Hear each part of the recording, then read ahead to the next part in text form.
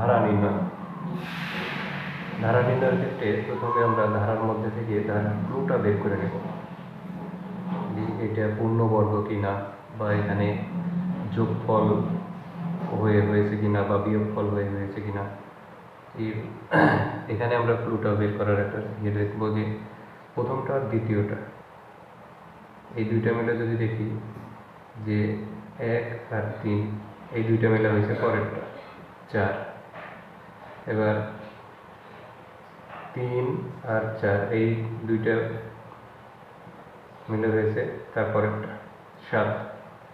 এবার 4 আর 7 এই দুইটা মিলে হয়েছে 11। এবার এই দুইটা যদি যোগ করি তাহলে হবে 11 এর সাথে 18। এবার এই দুইটা যদি যোগ করি তাহলে 8 আর 1 9, 1 আর 1 2, 29। তার মানে পরবর্তী পদটি আমাদের হচ্ছে 29। এখানে কোন ক্লুটা হলো যে প্রথমটার সাথে দ্বিতীয়টা যোগ করে তৃতীয়টা হয়েছে, এইটার ক্লু। প্রথমটা দ্বিতীয়টা যোগ করে পরবর্তীটা হবে, এই ক্লুটা করে আমাদের অ্যান্সারটা 29।